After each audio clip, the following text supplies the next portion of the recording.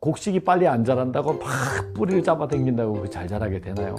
사과들이 많이 맺어야 되는데 그러면서 막 사과 가지를 닦아주고 모르겠어요. 그래서 효과가 있을지. 안녕하세요. 참다운 나, 참나를 되찾아드리는 리셋 코치 김필수입니다.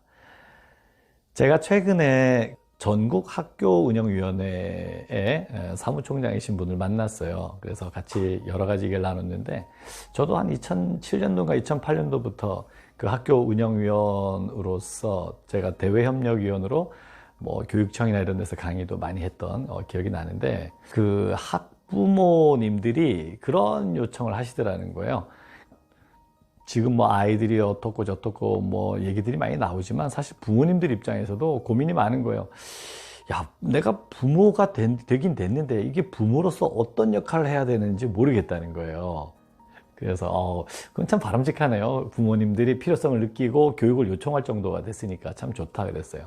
그래서 제가 학부모 리더십 강의를 할 때 전에도 그랬고 늘 하게 되는 내용 중에 이걸 좀 함께 나누면 좋겠다. 부모로서 내가 뭘 해야 되나 고민이 되는 분들에게 아주 핵심적인 것 한두 가지만 알려드려도 도움이 되지 않을까 하는 생각으로 오늘 이 강의를 여러분에게 소개를 해드립니다. 제가 그 학부모님들 강의를 할 때 첫 번째 질문이 이거거든요.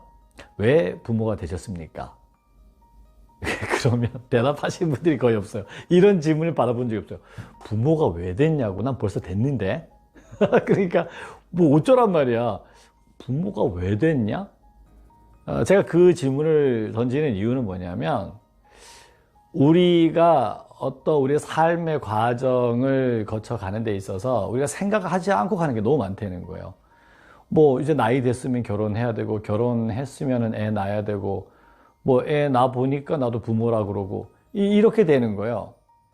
사실 우리가 삶을 제대로 의미 있게 살아가려면 내가 지금 하고 있는 이 일이 무엇인지, 어떤 의미가 있는지, 내가 무엇을 하고 있는지, 그래서 이 결과가 어떻게 될 것인지에 대해서 생각을 해야 되는데, 생각 없이 남들 하는 대로 따라가거나 여태까지 해왔던 습관에 따라 그냥 마구 하게 되면 이 문제가 발생하고 어려움에 처하게 되는 거죠.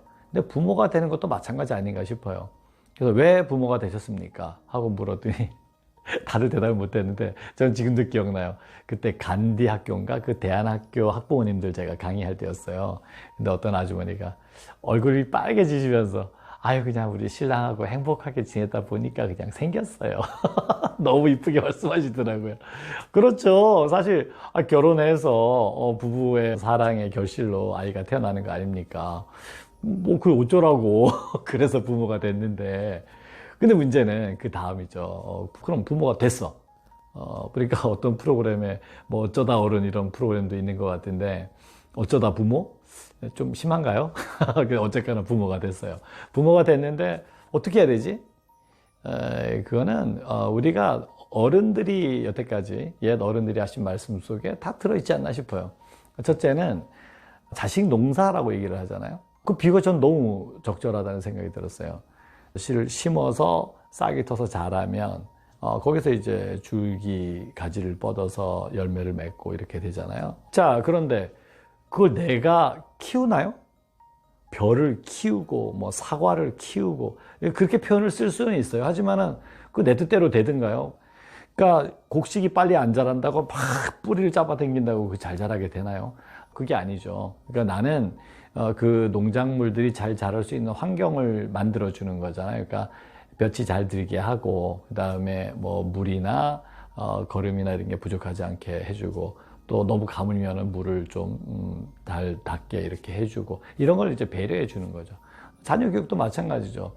농작물이 여러 가지 조건이 없어도 사실 잘 자라죠. 그런데 좋은 조건을 만들어주면 더 잘 자라니까 그렇게 해주는 것처럼 아이들도 냅둬도 잘 자라요. 그런데 거기에 좀 더 부모가 믿음을 가지고 격려해주고, 또 걔가 필요한 뭐 학자금도 대줘야 될 거 아니에요. 그다음에 필요한 것들, 물품들도 챙겨주고, 이렇게 부모가 해줬을 때 아이가 더 잘 자라겠죠. 그런데 부모가 부모의 뜻대로 막 뭘 어떻게 하려고 하는 것보다 부모가 농사를 짓듯이 이거는 내가 키운다는 게 아니라 사실은 아이들이 스스로 자라는 거다. 그래서 아이들을 믿고 맡기고 잘 자랄 수 있게 도와주는 것. 그 역할만 해주면 되지 않나 싶고요.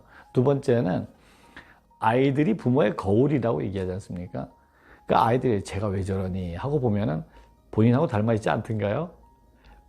그런 생각 드실 때가 있었을 거예요. 내가 우리 아버지의 어떤 모습이 되게 마음에 안 드는데 아니면 엄마처럼 살지 않을 거야 이렇게 생각했는데 어느 순간 보니까 내가 그러고 있을 때 저도 되게 두려웠던 기억이 나요. 어느 순간에 보니까 나 우리 아버지 뭐 존경하고 훌륭한 분이라고 또 생각하는 면도 있었지만은 이런 건 진짜 싫어라고 생각했는데 어느 순간에 보고 제가 그거 하고 있더라고요. 와, 이거 아버지랑 똑같네. 그러면 똑같이 내가 자식을 낳았을 때 이 자식에게서 비춰지는 어떤 모습은 분명히 나에게서 닮아 있을 거란 말이에요. 그러니까 나는 아이들이 나의 거울이라고 할 때 내가 거울의 모습을 비춰봤을 때 저 거울에 뭔가 지저분한 게 묻어 있어. 그럼 어떻게 해야 되죠? 거울을 닦아야 되나요? 그게 아니고 거울에 비치고 있는 내 모습을 고쳐야 되는 거죠.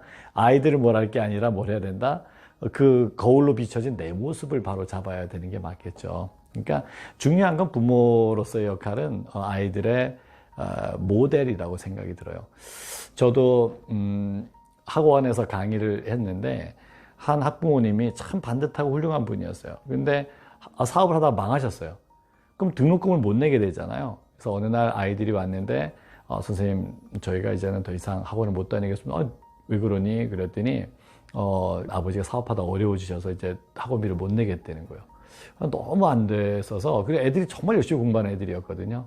그러지 말고 그러면 너희가 이거 학원 청소랑 이런 걸 좀 도와주고 뭐 이런 일들을 도와주면 그거를 너희들 학원비라고 생각하고 이렇게 좀 공부할 수 있게 해줄게. 그래서 이제 그렇게 했거든요.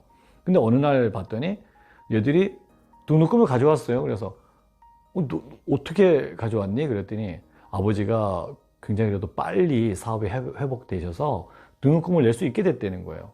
와, 놀랐어요.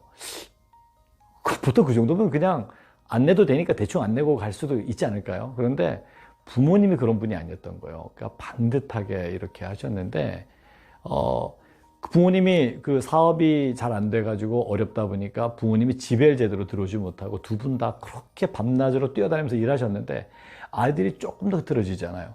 왜요? 부모님의 그 훌륭한 모습을 봤기 때문에. 그러니까 저도 이게 부모가 옆에서 다그치고 막 야단치고 해서 애들이 훌륭하게 크는 게 아니구나. 그냥 부모님이 자신의 삶을 훌륭하게 살면 아이들은 그냥 그걸 보고 배우는구나 하는 생각이 들더라고요. 그러니까 내가 부모로서 어떻게 살아야 되는가 사실 고민이 많이 되시죠. 그때그때 상황에 따라 다르게도 느껴지니까. 하지만 작은 것에 너무 매이지 말고 크게 보시고 자식 농사구나. 아이들은 잘 자랄 테니까 믿고 내가 환경을 만들어주면 되겠다. 그 다음에 또 하나는 내가 거울을 보듯이 아이들을 보고 내가 내 삶을 훌륭하게 살면 내가 행복하게 살고 내가 주어진 일에 정말 성의를 다하는 그런 삶을 살면 아이들이 그렇게 따라오겠구나. 그렇게 생각하시면 될 것 같아요. 그래서 부모로서 아이들을 믿어주고 본인을 믿고 그렇게 행복한 삶을 사신다면 자연스럽게 아이들에게 훌륭한 모델이 되고 아이들도 부모님을 따라서 멋지게 살아가게 될 거라고 확신합니다.